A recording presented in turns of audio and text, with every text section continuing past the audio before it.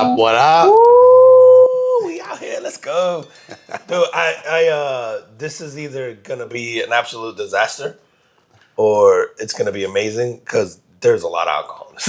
Yeah. When I came in today and I saw the entourage of alcohol on top of the counter, I was like, yeah, this is not going to be good. But I will say, I'm proud to say that I'm 2 in. This is my 3rd, and I always cut it at 3, and I feel pretty good. So, granted, I've been here for 3 hours. Yeah. Sure, you've been. So I've only had 2 within the 3 hours, so it's good to go. I do not apologize for what I'm about to say,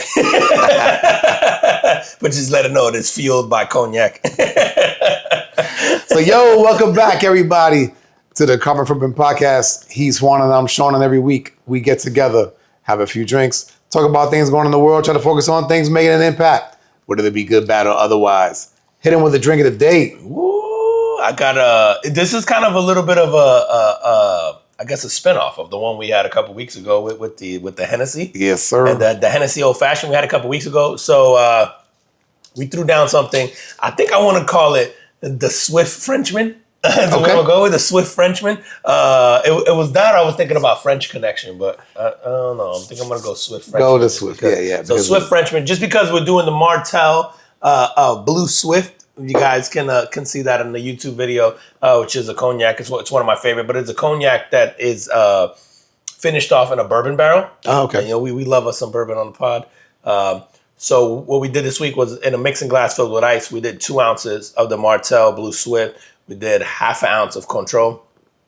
We did about 2 or 3 dashes of aromatic or Angostura bitters. 2 or 3 dashes of orange bitters. And then about a 1/4 ounce or so, maybe a little bit more, depending on your sweetness level, of Demerara syrup. Stir that up for about 15, 20 seconds.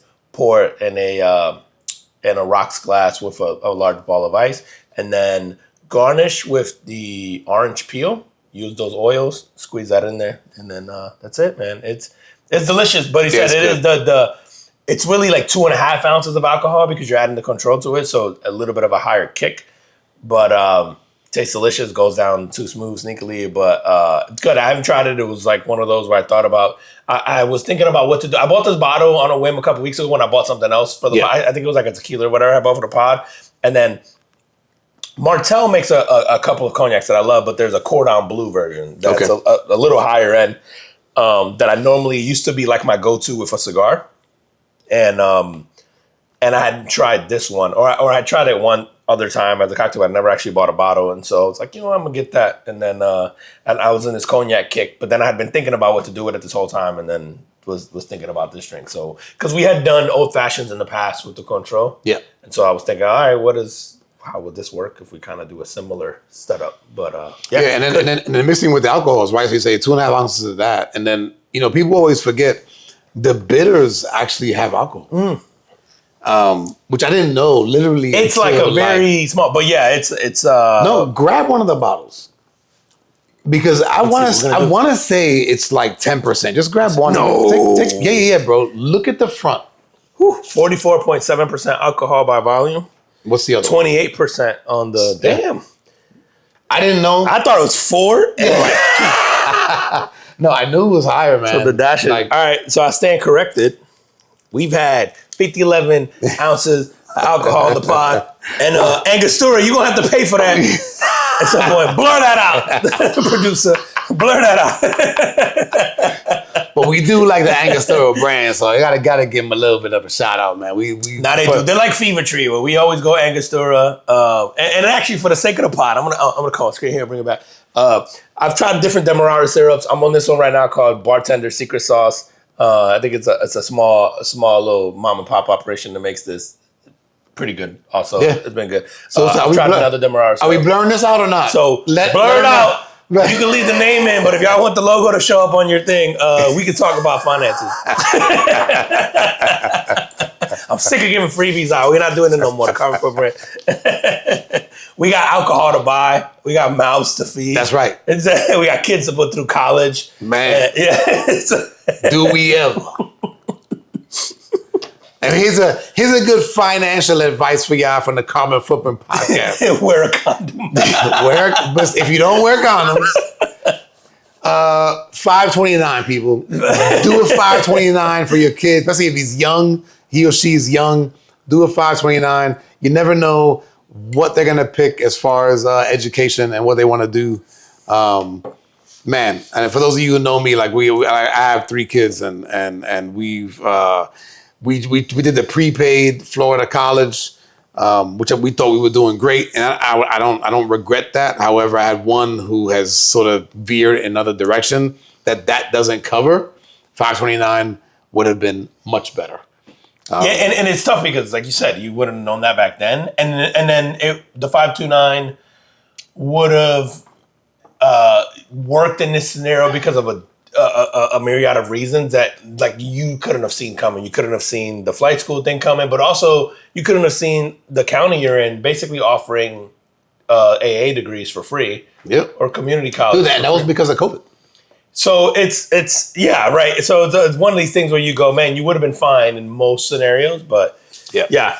I mean, we talked about this all the time. Is like I've seen you know, like and people around me, how they went about things and what worked out and what didn't and what, and so that kind of influenced which route I took. But just basically learning from you guys, man, and I think, you know, I've told you this on the pod before. You know, we met, I think I was 20 years old and, you know, slightly dumber than I am now. I'm not much smarter than when I was 20, but I didn't know shit, you know? And so like, you know, obviously learning from you at that point in time where I think just starting, you had your twins. Yeah. And, you know, so it was like one of those where like I seen you do things and you know, I learned from that too. Like I had never considered the college thing. And I remember following that away being like, oh, I should do that. Cause that wasn't something that people in my family had like really done. It wasn't like, oh, you're putting away for kids' colleges, you know? So, and that was something that I had sort of known about, but then there was another coworker of ours who kind of told me about that.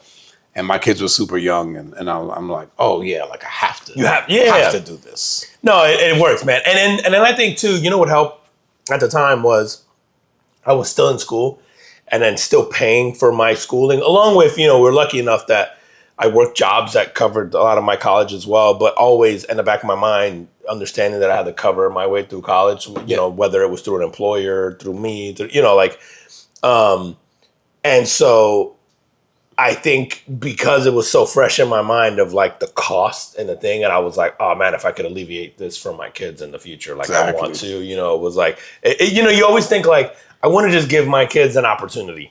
Yeah, like, we want them to do better, you know, have it better than us, man. Yeah. And, you know, at the time for me too, man, like I have people that I know that, you know, are doing well in their careers, but still are paying off student loans. Yeah. You know, and it sucks, and bro. that was, and that's the thing that I'm, the vast majority of people, I mean, I talk to a lot of people professionally who are still covering student loans who are in their 50s, and you're just like, man. Yeah, so it was, one of those, man. So shout out to you guys who got ahead of that, and you for inspiring me. And then, like you said, man, like the scenario kind of synced, but it was like you weren't you know, it's not like you had zero plan going into this. It was just, you know, the circumstances, I think, of what life has thrown our way. Life throws shit at you, bro. Yeah. And so, you know, and we do as men do, man. We figure it out, right? And suffer in silence and figure out what we got. Per usual. All right, let's get off that depressing shit. Yeah, let's go. I'm gonna get into a little segment called "This Shit Never Happens to Me." That sounds like it's still depressing. Sorry, I guess it just goes right along with that shit, man. Sadie Flores, a middle school teacher, was accused of grooming a 15-year-old kid.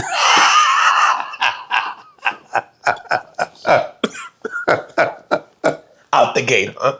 Out the gate. So this is in Kentucky.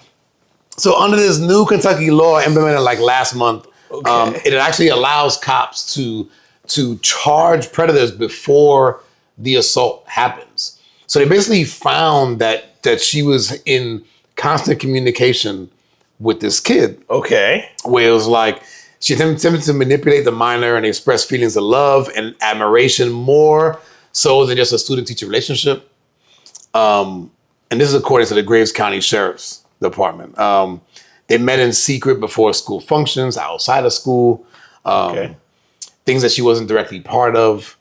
And they even had like late night, like FaceTime stuff. So there was enough evidence, I guess, for them to sort of charge her. Okay. I see a picture of her. Good looking woman, bro. Young, like younger. Okay. Do you have a picture of her? I can pull one up. And then did the charges stick? Is the other thing I want to know. I don't think because you could charge somebody. Yeah. That sounds like a lot of circumstantial evidence. And I need a picture of her to confirm whether or not she's innocent or guilty. Let's see. I need a. I got you. I didn't know what kind of shit he was dealing with there. So, am I safe to say that when you say this stuff never happens to me, is that you saw this lady and you just went, none of my teachers love me the way she loves. What are you saying? I was trying to get diddled by somebody like that. But yeah, not I feel like so we've much. had too many. That really has become a whole segment in it. I feel like we've had so many teachers on this that have gone the diddling route, and there's definitely a double standard here, and we understand this, but it's not the same when it's a man to a girl and it's a girl to a boy. And we know that's fucked up, but it is what it is. Yeah, man. I think, frankly, I don't think you could prove that she did anything wrong. Producer, I'm sure you'll get a good picture of this too, and put that up for the people. It'll be over here. Somebody I just want to know if the boy complaining or the people around the boy complaining. It's always the people around the boy. The boy's not complaining, He's right? probably mad as hell. 15-year-old me, mad, especially if he didn't get to do nothing. Like, all it is like all this shit. He never really got to, like, anything physical, like, cause certain. He's like, guys, at least let me get it first. Allegedly. Let me fix that. I would imagine this is something that, like, we have, like, parental controls around the kids' phones and shit like that, man, right? Like, you're checking. Now, I will say, as a parent, we didn't do that. As parents, we didn't really have a lot of, like, we didn't like lock down their phones and whatever, which of course led them to have access to things they probably shouldn't have access to. Have you ever gone and looked at all? No, I don't want to. I have. It's fucking terrifying. See? Yeah. No, bro. I know enough. So in my household, it's kind of cool. Like, it's very, like, we're very open and they're pretty open with us. We talk about shit that you probably would make somebody blush, right? Like, but they're super open and they'll ask questions about stuff. And I mean, even about, like, they'll ask my wife and I about sex life and shit like that, right? Like, they'll just ask random questions. So, like, I know, and again, knowing that they had access to pretty much everything. Anything, and also, you go back to you're gonna find what you're looking for. Yeah, bro. So if you go through their phone, expecting to find wild shit, you're gonna find wild shit. Like, you tend to find what you're looking for. I'm glad I did. Man, my son was being a wild boy, and but and maybe it would have been. Do you think anything would have came of it? Here's the thing: if something would have came of it, and something may still, right? Because boys are stupid, right? Like the lecture may have not have worked, right? But it was definitely something where I'm like, yo, man, I don't want to get a call from somebody else's parent, that you're saying shit like this or whatever, like later on, and also. Like, bro, we're so stupid until we're like, I don't know what age, but because obviously we're both I'm about to be 40, you're in your 50s, and we're both still a little off. Yeah. So we're never smart. So, like, my daughter had stuff later on, or had stuff earlier on where I had conversations with her about, and it's weird, man. Some of these conversations have happened over the last 5 or 6 years. And I've had a conversation with her recently about one of those specific ones. And her interpretation of the conversation we had was way different than what I thought it was. Okay. And it was interesting to hear her perspective on it now because I could see how she took it the way she took it. And then I'm like, oh, fuck, that wasn't the intention at all. And so the other part of me was like, oh, either I just sucked at communication and articulating what I meant, or it was too soon to have that conversation with her. And basically she took what I was saying, I guess, in a more negative context than I intended it to be. Yeah. And so, but it was funny because we were able to have it and I was able to explain it and she was able to like, oh, like, no, it's not how I took it at all. And I took it this way. And it was weird because I'm going, had I just not looked, would have been fine. And who knows what would have come out of it. But then I guess I would have been kicking myself if I would have been like, if something would have happened. Right. And then I look and I go, it's fucking there. This is why I have access to it. I should have, like. Yeah, no. It is a weird thing, man, because I think we try to do everything for our kids and we try to save them. And we talk about that on the pod all the time. It's like we don't give our kids the opportunity to fail.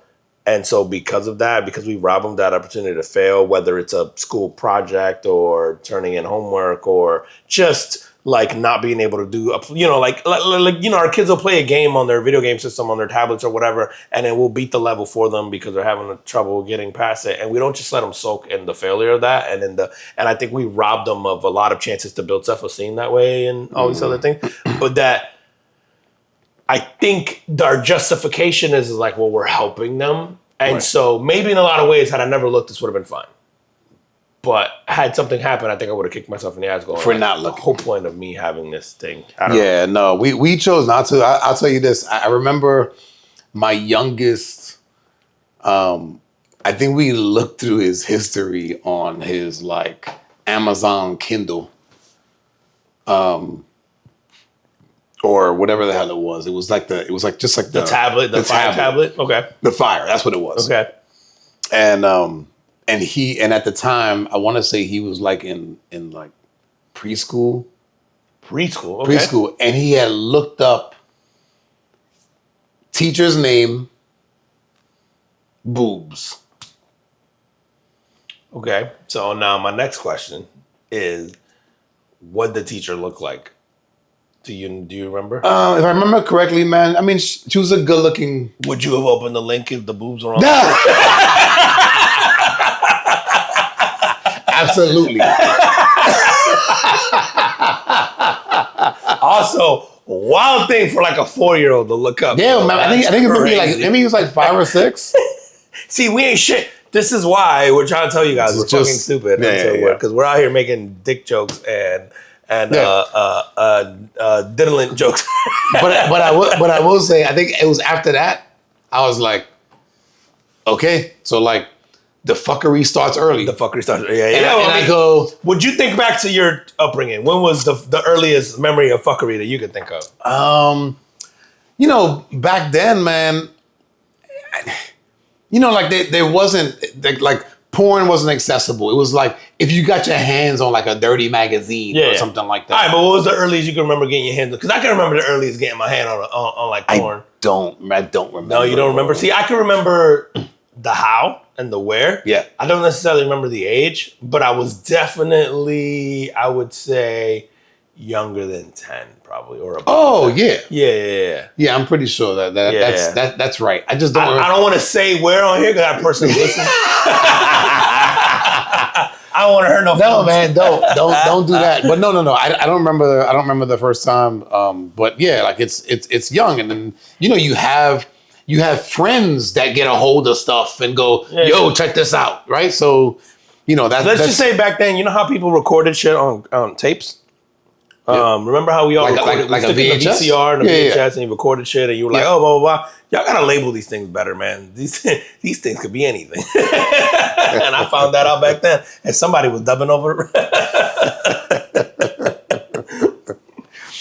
All right, man. Let's move on from that. Hopefully, this kid's okay, man. Yeah, he'll be fine. He's 15. Yeah, it'll be fine, bro. He'll be fine. He'll have an OnlyFans and he'll be addicted to porn, but he'll be fine. Dude, but speaking of like, because you have something on here where you talked about things about like when you were a kid, like luxury items that were when you were a kid. Yeah. So talk to me about that. So I don't know. I've been thinking a lot recently, like what are the things, and I'll tell you too a little bit about what kind of made me think about this, but just what are the things that when you were a kid or even like young adult that were like considered a luxury that are like garbage now or just normal, and I started thinking about this because I read a meme that was like, man, if I was friends with my kids when I was growing up, I would have thought I was rich. Like my kids were rich, right?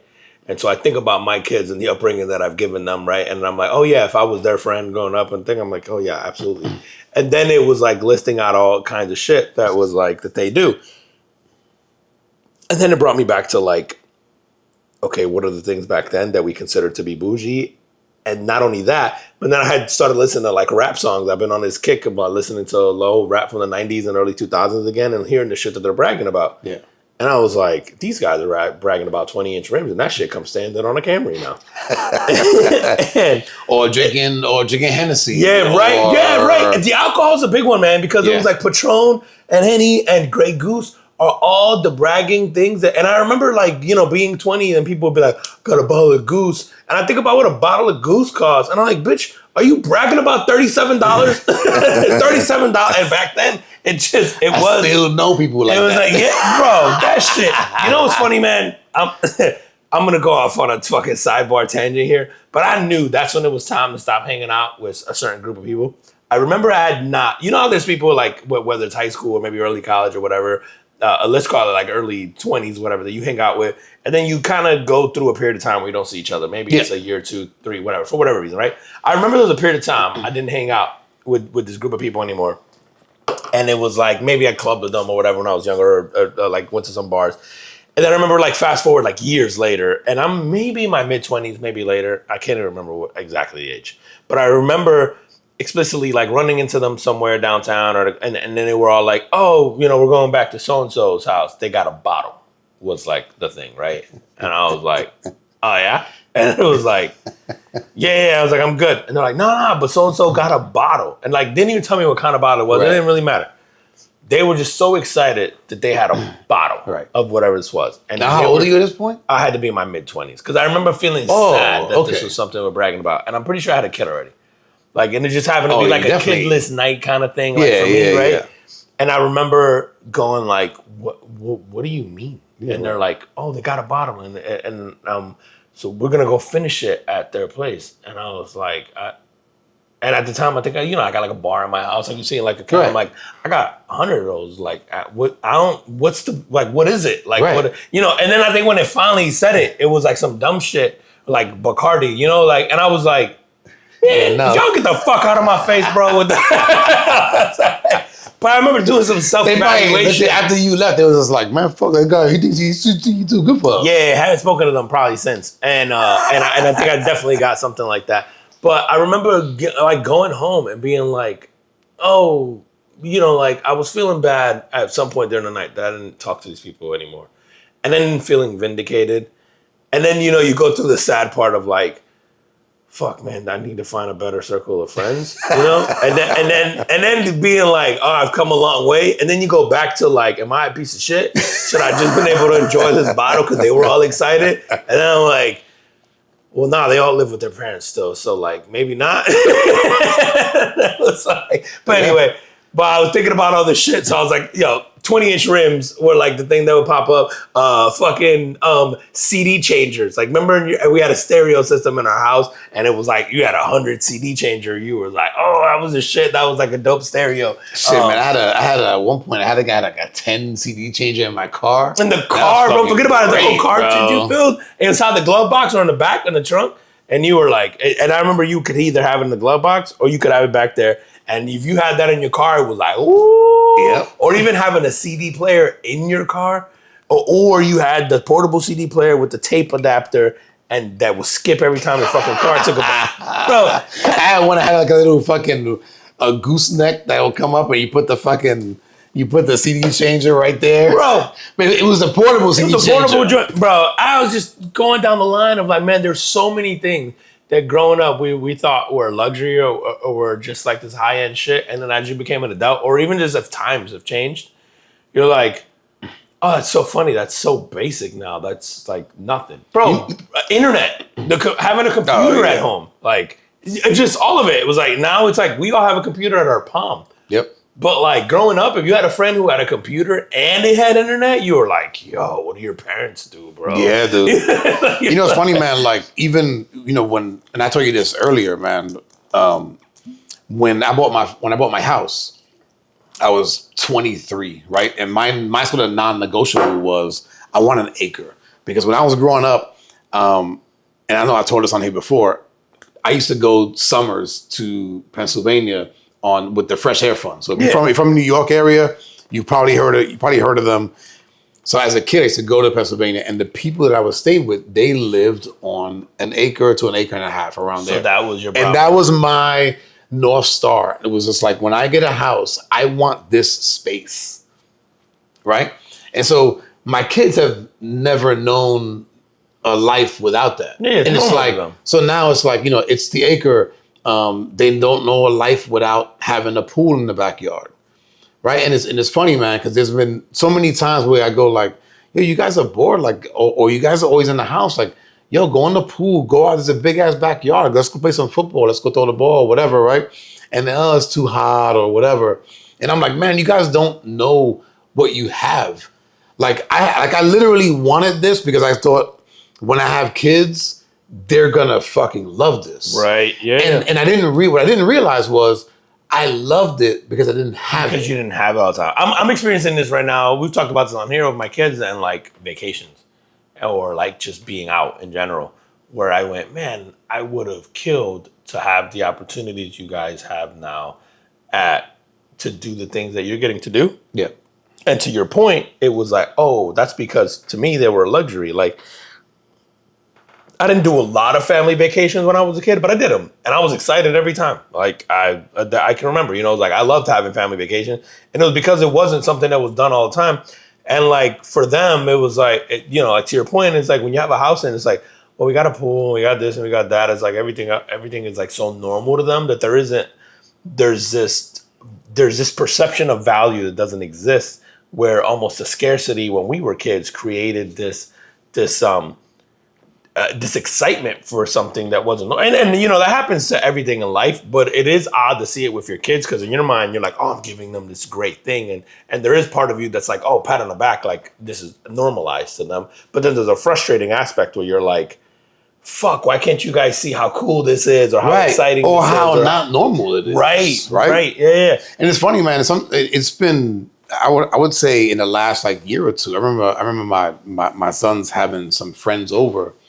And, for say like the first time, for those guys anyway, and them coming into the backyard, like, yo, like, y'all got a pool, yo, you got a big ass yard, like that being, that wasn't normal to them. Right. And they thought it was cool, and it was like, and my kids, it was just like, so?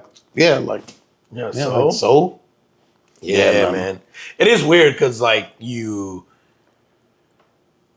like in the grand scheme of things, right, it could be worse in terms of how you're raising your kids, but also there's something there that you're programming long term that does change who they become as an adult, and whether that's good or bad is like yet to be seen, and who knows, maybe the quote unquote bad is a perceptionally bad and not like an actual bad. But it is interesting because you just go, man, I want you guys to have this value and this appreciation for things that I had, but also the world of scarcity that created that for me just doesn't exist for you. And so you can, like, on a rational side, you can understand that, but it doesn't make it any less frustrating, like in those moments in time. Here's what I think may happen, and I could be wrong, but it'll be interesting to see. So when I had the experience of going to these summers with this family in Pennsylvania and going from living in Manhattan, right, to living over there and having the extra space and cutting grass for the first time, which I thought was fucking cool, right? And now it's a chore. And no, not like I still don't mind it. So, but that's like but for your kids, if you go cut the grass, they're like. So does that create the opposite where they go, no, like I had that, and like I watched my parents have to replace water heaters, and I watched them when the fucking well broke and we didn't have water, and I watched them scrub the fucking pool and cut the grass, and then we had to do that. Like, I want an apartment. I want to do the opposite. Yeah. Right? I want to live in an apartment. I want to live downtown. I want to live in an apartment where like I don't take care of any of that stuff. I don't have any grass to cut, and it's a smaller space, but I have outdoor areas that I can go to if I want, but if I don't want to, Also, yeah, like, does that create the opposite? maybe because I think like my experience certainly did that for me, right? Like my experience in owning a house and having everything that comes along with owning a house, I was like, yeah, fuck that, overrated. You know what I mean? Like it just, yeah, there are pros and cons to both. Yeah, but like I like it personally. Yeah, like there's pros and cons to both. Like and I think you should experience both in whatever fashion, just because like it doesn't work and it works for like everybody. Like you have to just figure out what it is that's important to you, right? Like, but to your point is like I wonder if our kids look at us and just go, "Oh man, I remember that time," or my kids have lived sort of like a life in both. And like I'm curious to see because like now that they've lived a life in both, like my son is kind of like I want space again. Like I miss having the yard space. But then there's some nights, man, where we're sitting at home and we'll be like looking out the window and like my kids will go, that view's crazy. Like we have a beautiful view of like the skyline in Orlando and downtown and stuff. And like and it's hilarious because I always make fun of them because they'll be sending pictures to their friends and like sending them, pictures of the thing. And I'll give them shit for being like, yeah, did you tell them you never step outside on that balcony to look or that you keep your blinds closed all the time, asshole. Send them the picture of the fireworks across the way over there. I do all the time. I get mad that they close the blinds in their bedroom, but their view is insane. Yeah. And so I'll go in there or like thing and I'll open the blinds up and like, what are you doing? I'm like, I paid too much money for that fucking view. But to them, it's not special anymore because they've, in fact, like there are nights again where they'll appreciate it, but and then they've also had the yard with the space and all that stuff. And so it's almost like I think you just kind of miss what you don't have. Where like I'm the opposite is like I've experienced it and so like I don't miss it. Yep. And so like I'm experiencing this part now and I'm I love it. And so there's nothing about it where I'm kind of like, oh, I missed that old part of it. It's like I'm getting to 40 now. It's like I'm kind of like I think I'm in a stage of where like having experience like I've rented and bought and I've had different types of places in all kinds of different areas. And I've had everything from townhouses to apartments to condos to, like houses and all that stuff where I'm like, oh no, I kind of know what I like at this, like I'm in a stage of my life where I know what I like, but I am curious to see like when they get older, which way do they go? Yeah. What are the things that I had the most, because for me, it was like the lasting impression of, I love this. I love having this outdoor space. Yeah. Rather than living the apartment life in the city. No, I rather have I want the backyard. I want the space. I want to be able to have a pool. Like that was very important to me. And then the work that came with it, like cutting the grass. Like I didn't mind it. Yeah. I didn't mind it. And there's something to that where you just go, you don't mind it because the trade-off to you was I wanted this thing and I got this thing, but I understood that it took this other stuff to do it. Like you're like, yeah, the trade-off is worth it to me. Yep. No, I totally get. Yeah, I wonder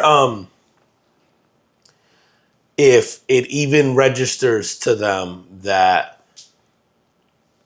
they have to do that. Well, like cutting grass, right? It sounds like a basic concept, and some people don't necessarily register. Like they might look at a property one day and not even think about the grass until they got it, and then they're gonna be like, oh, fuck.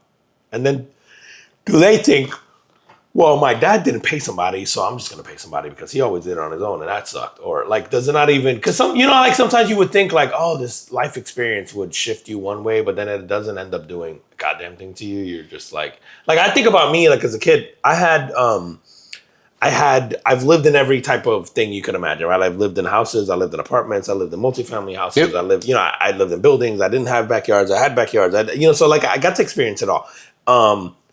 Not one of those things drove at least that I'm cognizant of, not one of those experiences drove my desire to have or not have something when I got older. Okay. I never thought of, oh, I had this thing at this age, and so I really want that again. Like I never really, it's almost like at the point in time that I was looking for the place that I was looking for, it was always, I just want to find the best place available for where I'm at in my life. now, right? Like that fit like whatever Yeah. criteria. But I never thought of like maintenance. I never thought of like not having something. I never thought of having something. It just none of it. Like I don't know. And I moved a lot, and it was something that I didn't necessarily want to do a lot, like for my kids, but I did almost unintentionally. Like it was something I did. Like my kids changed schools. A few times when they were younger. Certainly less than I did, but they definitely changed schools. Like my son didn't change as much. My daughter did. But I remember, man, if I do the math on how many elementary schools I went to, I think I went to like 4. Yeah. Yeah, and I went to 1 middle school and 1 high school, but I went to like 4, maybe 5 elementary schools. It's because you guys moved around a lot? Yeah, we moved a lot around within the same city, and then I moved to a different city, and then in the same city, like in Elizabeth, I lived in Jersey. I think I went to a school for every grade I was there. I think I went to a different school for 3rd grade, 4th grade, 5th grade, like, or at least half and half. I went to 2 schools for 3rd grade, 2 schools for kindergarten. I went to the same school for 1st, 2nd, half a third. Not even half a third, like a month or 2 in the 3rd. I'm sorry. Like, see, but like to your point, like I go. Some people look at that and be like, "It's fucked up." I was like, I don't know that I've ever thought about that. Yeah. It's fine. Like bro, kids are so get used to resilient. anything, bro. You do, and everything is your norm when you don't know anything else. Like, for example, my sister, my sister's always had this. My sister's love to travel. She does stuff, and she waited a little bit later in life to have kids, right? And so, and so now she has kids, and she has 2, and my sister's lifestyle has not slowed down a whole lot in terms of her travel and experiencing and all that. And her kids, all they know is that lifestyle. It's like, they're home and they go to school and they do stuff, but also, every couple months, they're going to go somewhere for a few weeks or a month at a time. And that's their life. And that's what they live. And there isn't like a stability issue, or at least not yet. That's just like kids are kind of what you make them, because I think what we do is we project like our upbringings on kids a lot. And what you realize is like, kids adapt to whatever environment they kind of are brought into, but also they don't know anything other than what you've shown them. Yeah. And it isn't until you're like 30 and a therapist makes you hate your parents that you really think about that shit. You know what I mean? Like, is that the age when they go to therapy? Yeah. Where at the age of 30, they'll finally go to a therapist. The therapist will tell them everything that's wrong with you is because of your parents. Fault. Yeah. And none of us really think about that, like, ever. Like, we don't, like, we just go like, it's the life I had. Like, I was a happy kid. Like, I don't know. I don't give a shit. It's like, There was, speaking of kids and Jersey, so there was a teen found, a Florida teen found in New Jersey, which is about 1,200 miles away. Yeah. Sophia Cover left her house on July 31st around midnight. Snuck out. Okay. Ends up in Jersey. She's in Jersey by the next night. And staying with her friends. So like her dad obviously is like, puts out, calls the cops and I think there's some agencies that get involved and try to find her, and then they do. But the reason I'm bringing this up is, if you find and I think she was 15 or 16. I think she was 16 years old. Yeah. So 16-year-old you sneaks out, goes up north. You have friends and or family there. Yeah.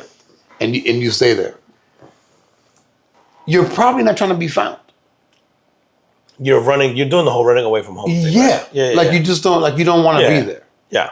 And it probably in 1993 she'd have got away with it. They probably never would have found her. Oh, probably right. Yeah, true. But I was thinking, as like from a parent standpoint, I'm like, I don't know. I mean, I guess you want your kids to come home, but you got to have a conversation, because I go, you're old. At 16, like, I'm not trying to lock the windows and the doors to make sure, you're not putting the gate around the house to make sure you don't get out. Like, right. You can go to my house. You can go to school. You can leave for school in the morning and never fucking come back. Right. So like, what is that conversation like when your kid comes home from running away and going, 1,200 miles away? Nah, fuck them. Yeah, right? Stay your ass up there. Yeah, I'm changing the locks. Yeah. You're like, you got friends up there? Good. I hope they got you. Stay with their asses. Yeah. Are you responsible for your kid at that point? Like, I don't know, man. I mean, yeah, I guess if you are, but like legally, right? If that's the thing, but that's a tough one, man. But I go, yo, that kid didn't want to be found. Yeah, I think too, as a parent, your human nature is to like want to go find them and figure out what went wrong, and like I think there's a guilt that comes with like why, and so I think. I think you certainly seek them out and you want to bring them back. To your point though, I think once they're back, you're gonna go, all right, this motherfucker ran away. Like there's definitely gonna be a little bit. Yeah, I would think the next talk is, hey, like if you do that again, I'm gonna assume that you truly don't like so now we talk, we hash it out. I know maybe why you left the first time. I'm gonna tell you I'm gonna do this to maybe correct that, or we're gonna come to some kind of understanding. But I think part of that is if you leave again, I'm not coming to find you. Also, at 16, bro. At 16, but like just going back to what we were saying there about like you going, I think about saying, hey, I hear you. I'm gonna try to fix this, blah blah blah, right? Like, and it's not to say that kids don't matter or their feelings don't matter and all that, because I think we certainly want our kids to be open with us, and we certainly make mistakes, right? And I think what to your point earlier is like we're trying to be better than the generation before us, but there does come a point in time where I think again, these kids don't know what they do or don't want. Their frontal cortex isn't developed yet. They're too fucking stupid, and sometimes you got to tell them they're stupid. You know but do you lock them up? Like, no, not that you lock them up. That's but what I'm saying. At some point, there's got to be a point where I go, all right, man. Like, you know what you're doing. It's probably a bad decision, but you know what you're doing. And I'm not, like, if you do this again, I'm going to assume you just don't want to be here. At 15, 16, I'm letting you fail. Yeah, I think... I'm thinking at 16, you're able to drive. Yeah, my son's 12 now, and I think I'm at the stage with my son where I go, I mean, obviously, I don't want him to do anything catastrophic, but if it's like shit like schoolwork and like, I'll help him with projects, I'll look at stuff, and if I look at it, and if I'm like, that shit's garbage, but that's what he wants to turn in, I'm like, I bet, turn in the garbage. Like... Like, do you? Like, and the other part of me goes, you know what, man, if you get a passing grade on that, good for you. And, like, if the teacher gives you a passing grade or whatever, and that, I'm like, great. If you get an F on it, you got exactly what you put into it. You know what I mean? Yeah. Like, so, I go back to, like, I can't expect him, to have high self-esteem if I'm consistently intervening in the building of that self-esteem. Yeah. So I'm just like, fuck it. So I think if he ran away, to go back to that is like, or any of them did really, I think you would have a conversation with them and stuff initially, and then after that I'd be like, hey man, so if you decide to do this again, like I'm gonna be sad, but also like, I think I would just go out there. I think I would just go, yo, if you do this again, like whenever you get to your destination, or maybe within 24 hours, just call me and just go, yo, like I'm safe, but I'm here. Safe, but I'm not. Like I don't want to be found. And I think that, I mean, it'd be sad, but I'd probably go, nah. But then I could take that 529 and invest it in some shit for myself. Guess who's getting a robbery? College fund, bitches. I used to joke around all the time when my kids were in daycare. I was like, you motherfuckers, I can't wait till I don't have to pay for this shit. I'm getting a Bentley. And I would joke around that my day, and I remember doing the math, and I looked it up and everything, and I had picked out the Bentley. And I was like, the payment on this Bentley, whether I buy it or I lease it, was equivalent to what I was spending on daycare monthly. And I was like, ooh, I can't wait till you motherfuckers get into regular school. I'm getting a Bentley. And I was like my running joke. And then what nobody tells you is that even when you're not paying for daycare, kids are fucking expensive for the rest of their life. Like, they suck monetarily. Listen, man, and someone said this to me a long time ago, where they're just like, yo, you have children for the future relationships, right? And I think that's very true. But from a money standpoint, could you imagine where you would be? It's the worst financial decision ever. Actually, no, take that back. Who you marry is the most important financial decision you make in your life. Like it's actually the single most important financial decision you make in your life. It's who you marry or who you spend your life with. Yeah. And then the other part of that is like how many kids you decide to have makes or breaks like how much fun you get to have in the future with the money you have. Yeah. Like it really, or how long that's delayed. Yeah. It's the difference between, because even when your kids, I think about this all the time, even when your kids are adults, quote unquote, and on their own, you're still playing the backup plan, right? You're still the bailout fund. So, and it's like difficult for you to say no to your kids, like if they come to you for money. I feel like it's never gonna end. I just, you know what I need to do? At a point in time, like. at some point in the not too distant future, I need to pretend like I'm going bankrupt and just tell my kids I'm poor. And that way it never they start writing you checks. Or at least they don't ask. Yeah, that way they never even think like, damn, I gotta go to dad for this. They always have to be like, I better figure this shit out. Yeah. You know? Like the rest of us did. Like the rest of us thought, we gotta figure this shit out. Because I'm like, if your kid's 50 or 15, it's like, and your kid gets into shit, you're gonna help them. Like it's just is what it is, because like, you know, you love your kids and you want them to, again, we want to save them from like trouble especially if you can, right? Like, yeah. All right, dude, let's switch gears a little bit. The only beer that I drink. Oh, I love this. I thought about you when I saw this story. Yeah. So is Guinness. Guinness is like, it is literally like, if you don't offer me a Corona, a fucking Budweiser, a Heineken, or nothing, like, I don't want none of that shit. If I'm gonna drink a beer, it's gonna be Guinness. And there was a story this week that they found a bottle of Guinness that was 162 years old in a shipwreck. I don't know where this was. So that puts it in what, the 1860s or 1850s? Something like that. Yeah. Okay. And a shipwreck, it didn't say where it was? 1864. Wow. Okay. So I don't know what a shipwreck was. But essentially they found it and then they contacted some scientists so that they could recreate it.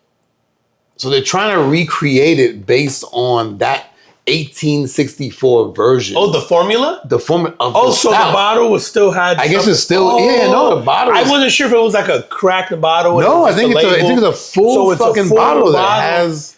Oh, so they wanted to recreate the formula. That's kind of dope to see if it's the same one today. Now, if you're Guinness, right, you go, like we'll recreate it, and then you sell the 1864 you call it Guinness 1864? Yeah, bro. It's going to be a line. I'm in Guinness. That shit. Even I'm in. Fucking A. Hell yeah. We doing it here on the pod. Yo, bro, if they do that, and if you're Guinness, like you said, you'd be crazy not to drop the 1864 Guinness line. Dude, it's nothing. Even if it's the same. You do it. You just do it. Just do it. We're gonna fall for it. It'll be slightly different, right? Yeah. I imagine. No, you'll just make some subtle. You'll make it taste like sea moss or fucking like you put some fucking ocean water in it, like just a smidge. Just a smidge. It's just funny, man. Thinking about that shit, like that bottle survived like the Civil War, 2 World Wars. Damn, when was the Civil War? Ooh, fuck. Yeah, right. 18. The Civil War? It had to be. I thought it was earlier than that, man. No, man, because you're probably right. 1775, we became a country, right? No, you're probably right, bro. I was 1776, rather. Listen to me, man. 1776, we became a country. Yeah. I bet Civil War has to be after that. What is it? What's 1861 to 1865. Shit. Okay, so it was during that time period. Yeah. But so by Civil War, 2 World Wars, fucking moon landing, the internet, the moon landing, Al Gore, fucking bro. You think about? Oh god damn, man, that's crazy, dude. So I'm looking forward to that. I don't know that Guinness is gonna actually do this, but I'm assuming they have to be involved. Right? They have to be. Think so. I would think if you're them, you're definitely stepping in going like, hey, who found it? Like, let us be part of this like experiment. Yeah, like also you should be able to test it even if you're them and figure out what the Guinness has to have records of like formulas over time. I mean, I don't know how good I just don't know how far back to those records. Yeah, but you would think that somewhere in that if it hasn't changed much, like that someone has kept like these recipes over time. Because I know Guinness is a whole experience in museum and all that stuff if you go in Ireland, right? So You've done it, right? No, I haven't done Guinness before. Who the hell brought me the glass? I think I had someone who went and then I gave you the glass. Okay. Yeah, maybe because I've had people who have gone I thought it was brought back glasses for me. No, maybe it was not. Now I'm trying to think of was it another one of our friends that brought us both back one. That's maybe right. I don't know. But I have had multiple people go and bring me back a pint from the glass from there. So yeah, maybe it was just somebody we know. I definitely have never done it. I would do it. That's one of the things I got to do. We've recorded a pod from the Guinness factory one day. That's right. Maybe it'll be on the drop of the 1862 bottle or whatever of this thing. Dude, do you fuck man, like you know how there are a lot of companies that have been around since like Coca-Cola fucking has been around since the early 1900s or like there's so many companies now. We're getting to this age now where there's a lot of shit celebrating 100-year what do you call it? Anniversaries. Yeah. Fucking I wonder how much or how many of those have changed and then how many of those have changed for the worse or better. And I know that's subjective, but we're critical of the food or whatever that we do these days. Well, Coke definitely changed for the worse because they used to have cocaine. Yeah, cocaine, like Coke would have been so much better back then. What was the shit? Weren't they giving heroin out and shit for people for headaches and stuff back then? Yeah. I thought I could be wrong about that. We gotta go check formulas for old. Shock people. Dude, I went to a pharmacy once. I think it was New Orleans, and they had old formulas and the old things in the pharmacy. And one of the fucking things in the pharmacy was heroin. And it was like the original box prescription thing of the heroin or vial. I can't remember what it was. And then the cocaine and the shit. And then there was other things now that we use as recreational drugs that were fucking perfectly normal drugs back then that they had prescribed for shit. And it was fucking awesome. They had like weird dental part of this place was like, I think if I remember correctly, the ground floor was the pharmacy, and there was a second floor that was like, I can't remember if the guy was an optometrist or a dentist or something, but it was all these tools that they had to use, and it was fucking terrifying because you're like, man, I can't remember this guy. But it is wild to see that like to your point, it's 162 years old is a lot, but then in the grand scheme of like when you think about the people in your life, how many people ago that was, and it's really not that many. No, it's not at all. And it's like 3 people removed, right? It's like your mom's mom, moms, it's like it's like your great grandmother, and so like it is weird to see how shit changes. Like even when we were talking about that topic earlier about things that were luxury and stuff. Now I'm like, man, I think about the early 2000s and how much things have changed. Bro. Just. Especially with technology. Yeah. It's weird, man. It's crazy how. So it's like I always think about what's the thing that's normalized today that we're getting. I know we've done this topic on here before, but like in 100 years from now, where we'll be like, these motherfuckers were crazy, or 20 years from now, 30 years from now, where you just go, yo, back then these guys were using cocaine. Like, what's the thing that we're using today that people go, yo, back then they were putting this in food? Because there's a thing, right? There has to be. I would imagine all those fucking dyes that we put into the food. That are, I think we're slowly changing that. Yo, right? Or is it alcohol, bro? Where they, you know what I mean? Nah, like, she's never going away, bro. Never going away. That's what they thought about cocaine. And look at us now in sketchy alleys. That shit's never going away. You have something on here, man. It's like alcohol sales by generation. Oh, I gotta pull that up. Let me bring up the graph. Because I'm saying, listen, we already went through the era of like the speakeasies and shit, man. We passed that. It's not going away, man. Dude. Bro. So I went to, while you pull that up. Yeah. I went to, last week, I went to Total Wine. Shout out to Total Wine. Love that fucking store. It's like if you are into, liquor, wine, whatever, excuse me. It's like kid in the candy store. Yeah. Anyway, it was a new store near me in Lake Nona. So went in there and kind of walked all the aisles. I just wanted to see. Okay. There is an entire aisle dedicated to THC infused drinks. Ooh. Which I have seen them before. Like nowadays is a brand that I've seen, within the last couple years. There was another one that I recognized that the name escapes me, but in this aisle, so they had like two sort of big sections of like nowadays, this other brand that I can't remember, and then a slew of just brands that I've never heard of.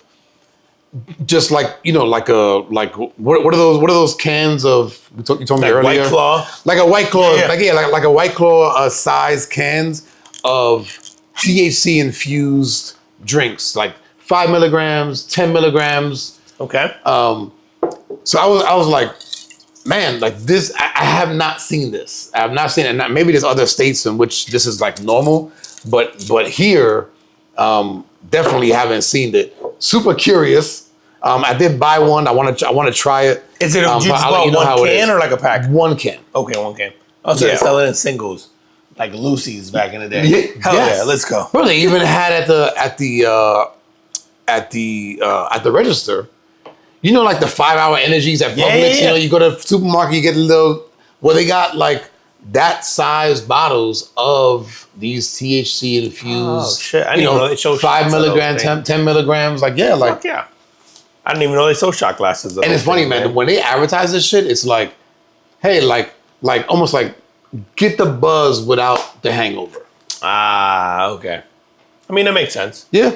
Yeah, I get it. So If it works that way. We'll see. Yeah, we'll see. No, but like going back to the story about the alcohol sales by generation, we talked about that on here before. The current generation is drinking less than ever. Yeah. And that number has gone consistently down over the last 50, 60 years. And it kind of peaked with boomers. So when boomers, the alcohol industry's market value was $25.09 billion, which actually, I'm trying to read this graph because so the global alcohol industry has lost $830 billion in market value over the past 4 years. So it's like a 46% drop. Now, they're showing alcohol sales. Sorry. So now the alcohol sales by generation. So $25.09 billion by boomers. That's what the alcohol sales does. Gen X consumed $23.14 billion. So lower, but not significantly lower than boomers. And you know what, man? It's probably higher. Generation X is really small. Yeah. Right. Like the population of in them comparison to how many boomers there are. And then millennials were slightly up from Gen X, 23.45, and that would be me. By us, because do you fall in X? I'm X. You fall in X? All right, so Yeah. millennials, that's probably because we had to live through fucking pandemics and Y2K and a bunch of other shit and what do you call that? The crash of the recession, all that. So we drank a lot. So we're up there. And then, we were just product of single parent homes. yeah, single parent. they left us alone. Samesies, where we yeah, y'all just had nothing to do. We didn't have So nothing to do. so boomers 25 bill, right? Let's call it that. Gen X 23.14, and then millennials 23.45. What do you think Gen Z falls under? So this is 20 something billion. What do you think Gen Z falls in alcohol sales annually? Fuck, man. I'm gonna 15. 3.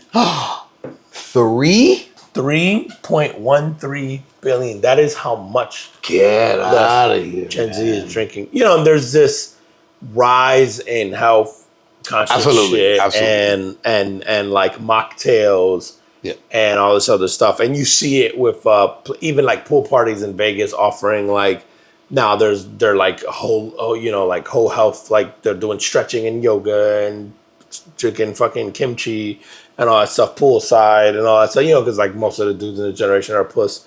So they're not offering alcohol. But it's that much lower, man. And it's odd because you're seeing like that is a huge shift. And that's a $22 billion shift annually. Dude, that's insane. In sales with the specific generation. And so you're kind of letting the rest of these guys basically keep your business alive. But if you're these companies, you go, this is my future client because these guys are going to start dying out or the market. And so like, do you cater to them with mocktails and all this other shit, right? So you have to change your business model, right? If you're a major alcohol brand, now your offerings have to, and I'm sure they've all been doing this for the last probably 5 years plus, is shifting to more non-alcoholic, whether it's THC or whether it's mocktails and all that. Yeah. Because I think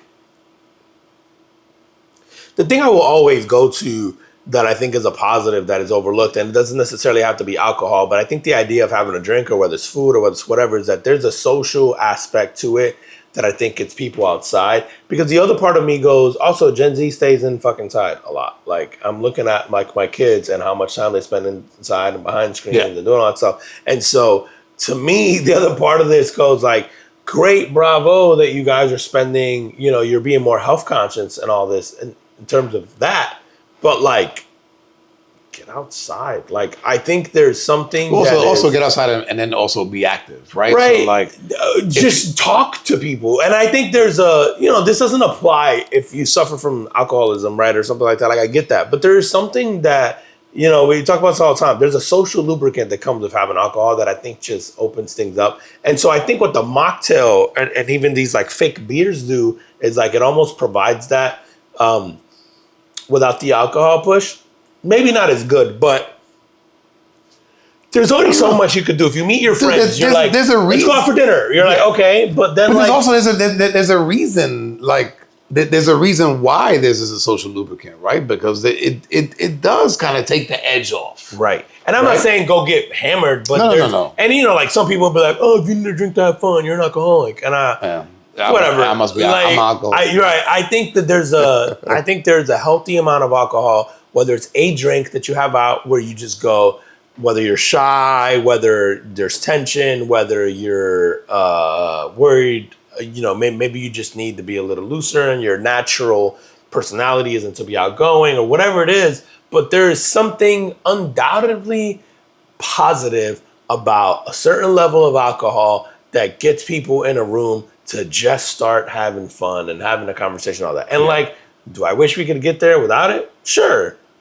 It's like, but until you can give me the alternative, like, I'm not. And then to me, it's like, well, Gen Z is doing that. Okay, well, then show me other studies that prove are Gen they, Z. though? You know what I mean? Like, well, it says they're drinking less, but then it's like, but show me then that they're healthier than me. Show me then the studies about because every study you see of Gen Z talks about how depressed they are. And it's a generation that's under the most therapy, and it's another generation maybe they need alcohol. It's like, maybe y'all should drink, My therapy is in the bottle. I keep everything bottled inside the Swift Martell. Yeah, how we doing on time, bro? Bro, we've been past out, and I'm like, that's an hour or two, man. So good. Let me finish it off with this one, man. There is a Florida restaurant, keeping it Florida, Florida doing Florida things. Gang. There's a Florida restaurant in Hollywood, Florida called the Class Steakhouse. I was going to ask you if you work for them. Nope. I do not. Not yet. But the resume is in. But is there a teacher that recently found herself in need of a job that may... I know where you're going with this. Sorry, go. So they announced, this steakhouse, they announced a monthly nude dining event where customers can literally take off their clothes before dinner. Okay. So the chef and the cooks and the staff all fully clothed. Okay. So they stay clothed. But the place actually has sort of windows that you can't see in or out. So there's no chance of anyone sort of like walking by and seeing, right? Gotcha. So it's literally almost like a private event. So it's for like nudists that you basically? pay for. Yep. And then you go in there and you can disrobe and enjoy a meal. Now, okay. I don't know how that works with like the seats and how they have to sanitize that and everything. Yeah, but like my balls touching the seat. Would you do it? But, nah. No, yes, I mean not my thing. I don't think. Yeah, nah. I don't have a problem with them doing it. No, I don't give a fuck. Right? Bro, Like, I'm very like, do whatever makes you happy, bro. You're not hurting other people. I don't give a shit. Dude, here's the other thing about I don't see the appeal stuff. in eating naked. No, but here's the other thing about nudist stuff. Typically, not always, but people that want to do that don't typically have the type of bodies that I want to look at. You're not the kind of person that people want to look at. Yeah. Oh, see, man, I was going like a completely different direction. Like, I'm a grower, not a shower. I don't want to be out there. You be slapping them. I don't want to be out there. Like, come on, I man. gotta fluff it up the whole time, man. Wait, I'll be right back. Make sure I'm having a good dick day. I can't. Yeah, I don't. Well, you're sitting behind? you're sitting across from like a woman with that has, maybe older, has tits sagging. Yeah, I don't want to see that. Yeah, I'm trying to eat and like your belly's past your titties. Like, or the opposite. Your belly button is like right next to your clitoris. Like, I don't. Nah, man, I'm trying to eat. I don't. No, but the owner of the place was basically saying like he was, like in this highly competitive, market of restaurants. It's like, how do I drum my business? I'd be curious to see how that does for him, man. Like, I don't know that, because I think this is such a niche thing. Like the whole, like there's nudist colonies and nudist beaches and nudist conventions and nudist thing, and there's a reason there's not a bunch of them out there, right? Like it's not like it's definitely a market for it, but it's not like it's over. There's one like, I don't know, within, let's say. Oh yeah, I know exactly what you're talking about. Yeah, you're about to say the swingers. No, resort, there's actually a nudist. Oh yeah, not too far from you. It's close. It's in like near Point Siena. Yeah. I don't know if it's still there. I'm assuming it's still there. Yeah. No, the nudist colonies. There's like a whole community of what you could live there. And I remember when I was I remember being in high school and having a high school friend that had that actually went in there, and I remember going like, oh shit, like. A kind of teenage boy going like, oh, there's nude fucking women walking around in there? Like, how is that?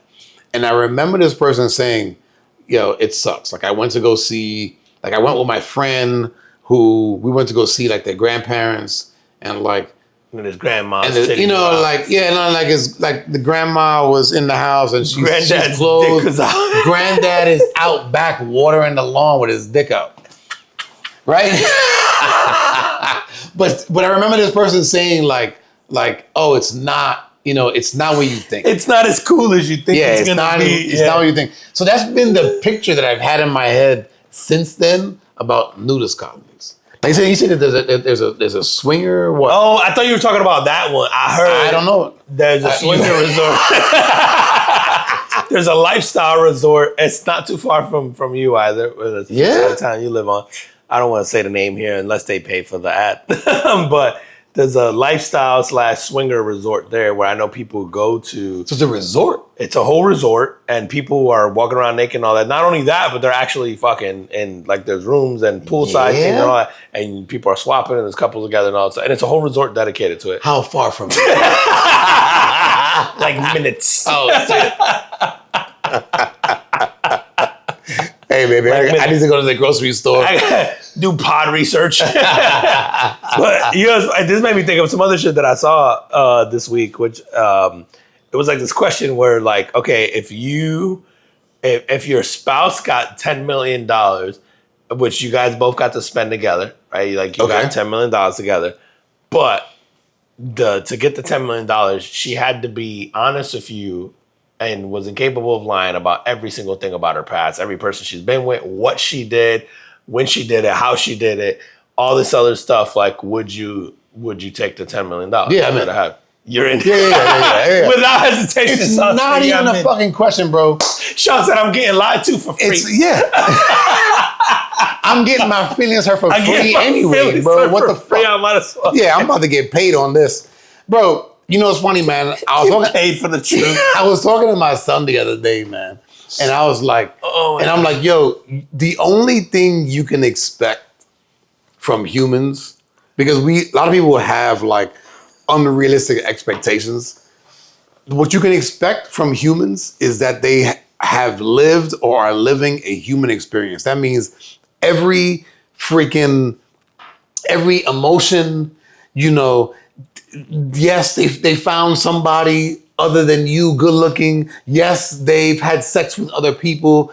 Yes, they've thought about all the crazy shit. All the shit they've done to you, for you, with you. Dude, all the shit that they've done that. Yeah, and all the shit that you think about, and all the things that you all of that, the things that you never say out loud. It's just like, what do you think? You're the only one? Like that's everybody does that shit, right? So yeah, I'm in 10 mil, spill the fucking beans. And then as soon as it's over, let's go spend some money. Yeah, fuck it, man. I'm not worried. Yeah, I'm in, bro. And with that, and on that, tell them where they can find us at the Common Foot Podcast, at the Swingers Club. Not too far from Sean's house. We're recording our next pod from there for research purposes. And yo, that shit would be low-key. It would be kind of fucking funny to do it from there, like just to interview and talk to people. Because I'd be so curious. Because I don't have whatever level of confidence those dudes have to share their chick. I don't have that. No, because I'm fighting everybody and everybody on site. You gotta go ahead and cheat on me. Yeah. I'm not gonna give it up for free. You gotta do it behind my back. I can't be there and let it happen. Oh man. At the Common Foot Podcast. On IG, on TikTok, at Carbon FE Pod on X, and then Facebook, fucking everywhere else, and then all your favorite audio platforms, anywhere where you get music or your podcast. So Spotify, Apple Podcasts, Geo7, YouTube Podcasts, YouTube Music, TuneIn, Amazon Music, Audible, Podchaser, Pocket Cast, TuneIn, Radiocast. I feel like I've said about Ghana. I said Geo7 already. Yep. Everywhere and anywhere, Radiocast, all of it. So go on there, ask for us on your smart devices, ask for us in your vehicle if your vehicle has Alexa or Google Home or any of that. Just make sure, we're literally fucking everywhere, and if we're not, reach out to us so we can get it on there. But yep. And as always, we appreciate you guys, and we'll see you next week. See you next week. Peace. Peace.